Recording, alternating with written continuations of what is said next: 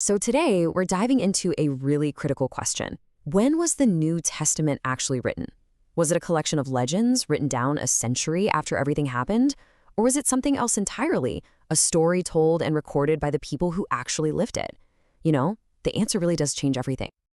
Okay, let's get right into it. The answer to this question completely shifts how we read these texts.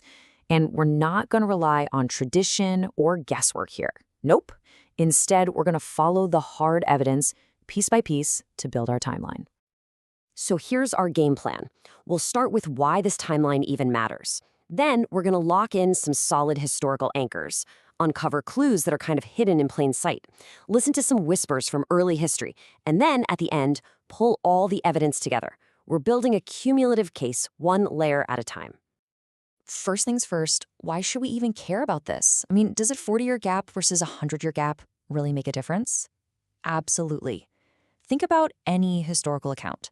The closer the writing is to the actual events, the more reliable we consider it to be, right? It's just common sense. So the core idea we're going to investigate is this. There's a powerful, evidence-based case to be made that points to a very, very early timeline. This totally challenges that common assumption that these documents just kind of evolved over many decades. We're talking about everything being written within a single generation. All right, to build a really solid case, we need to start with some things we can prove.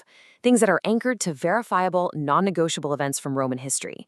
These are going to be the fixed points on our map. And just look at this timeline. You can see how tight this window we're working with really is. You've got the crucifixion around 33 AD, and then the catastrophic destruction of Jerusalem by the Romans in 70 AD. The entire story we're investigating fits right inside this, less than 40-year period. And what's really fascinating is that even before we get to the Gospels, we have Paul's letters, and we can confidently date those to the 40s and 50s AD. In them, you see a fully formed belief in Jesus' divinity, what scholars call a high Christology, along with established hymns and organized churches. All of this was thriving just 2 decades after the crucifixion. This wasn't some slow burn. It was an absolute explosion. Now this state, 62 AD, this is a massive clue. See, the book of Acts just ends, really abruptly, with the Apostle Paul under house arrest in Rome. It never mentions his death, it never mentions the Great Fire of Rome in 64 AD, and it never mentions the single most catastrophic event for the Jewish world in that century, the total destruction of Jerusalem in 70 AD. Honestly, the simplest explanation is that Acts was written before any of those things happened. Okay. Our next line of evidence is super interesting because it's all about what the authors didn't say. It's what's known as the argument from silence, and it's a huge clue that's been hiding in plain sight this whole time. It's kind of wild when you think about it. The Gospels are constantly talking about the temple and its rituals like they're still going on. Jesus even predicts that the temple will be destroyed. And yet, after it was completely leveled in 70 AD, not a single New Testament author points back to that event and says, "See, told you so, it happened just like he predicted." For writers so focused on this, to just ignore the ultimate fulfillment of that prophecy is just historically bizarre. This would be like writing a history of 20th century warfare and just forgetting to mention World War II. It's unthinkable, right? Well, the most logical, straightforward explanation for this consistent silence is that the destruction of the temple hadn't happened yet when these texts were being written. So far, all the evidence we've looked at has been internal. It's from the texts themselves. But does the outside world back this up? Let's step outside the New Testament now and see what kind of corroborating evidence we can find from archaeology and other early writers. Our first external witness is this tiny scrap of papyrus. It's known as P52. And I know, it might not look like much, but honestly, this little guy is a giant. Its implications for dating the Gospel of John, which is often considered the latest of the 4 Gospels, are just enormous. Just think about the journey this one little fragment had to take, for a copy to be found all the way down in Egypt, and for it to be dated to the early 2nd century.